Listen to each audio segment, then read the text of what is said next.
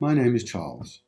I've been working and travelling in and out of China all my life and have recently embarked on a new journey.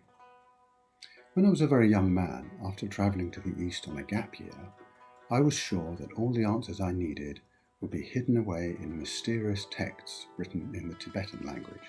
So, I enrolled myself for a course at SOAS London University. I couldn't help noticing that most of the professors taught Chinese, not Tibetan.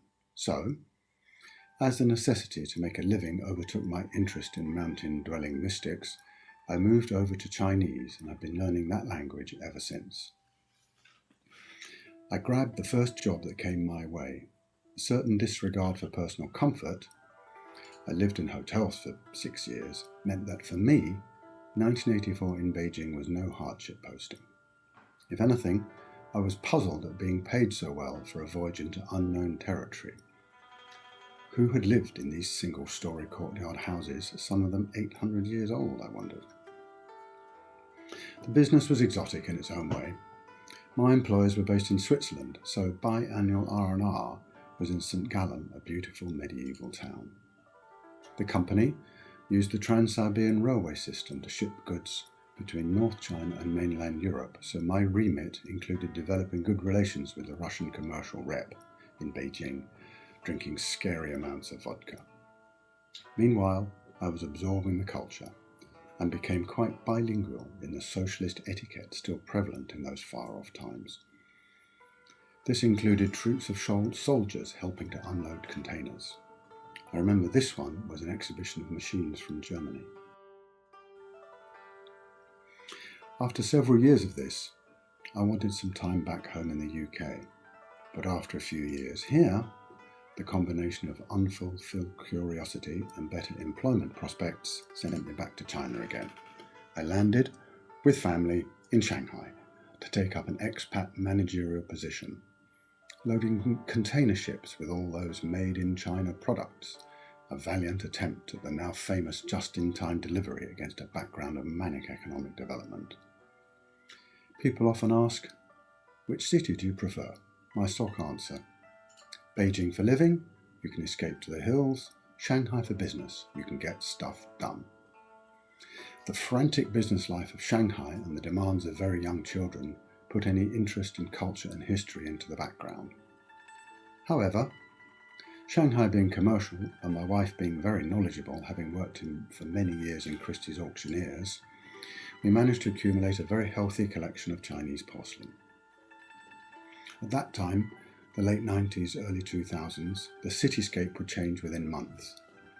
The famous Shanghai Bund quickly became the grey shadow on the Huangpu River, while opposite in Pudong, glass-sheeted and glitzy monster buildings shot up. I used to look at the ordinary Chinese folk taking the air, admiring this display along the river there, and think, I wonder if they realise this is not normal. There aren't many places in the world like this. As we wanted our children to grow up in the UK, we escaped from the maelstrom of Shanghai back to London. Also, of course, by this time, I had gained the wisdom that health comes first. In Shanghai, economic miracle that it is not by any stretch of the imagination a green, pleasant land.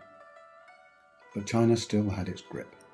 Not shipping this time, but a job selling made in the UK, engineering equipment, into China's booming energy and chemical industries.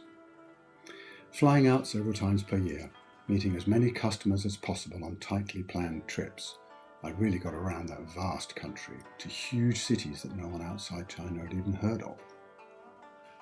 But each one had its local temples, this one at Ningde, 300 miles south of Shanghai, are monuments to great historical and mythical figures. This one at Yuncheng, 500 miles southwest of Beijing, a temple to Guanyu, the ultimate failed hero. On one trip, I met the magistrate of a small town in North China called Lingshoxian, which I found out had been, about 2,300 years ago, the home of master metalworkers who had produced marvels like this. There is another one in the British Museum. This set my imagination going. After all, these craftsmen were the inheritors of a tradition that had produced world-beating marvels like this wine vessel, and this, from the San Francisco Museum of Asian Art, both over 3,000 years old. Who were these master craftsmen? What kind of world did they live in? The only way I was going to get answers was to go back to school. So, I decided to take the time off to study and dig a few layers deeper into the history and writings of this country I was supposed to know something about. I went back to SOAS to do a master's degree, officially part-time, but it has become something of an obsession. After a year or so, I could find my way around the library, and now, even with a mind less efficient than it was 40 years ago, these ancient texts are coming to life. Now I know for certain they are more than just fusty old Confucian pedants and mountain poets. This latest journey of the mind this time will continue for the rest of my life. Thank you, and I hope you enjoy your journeys of the mind too.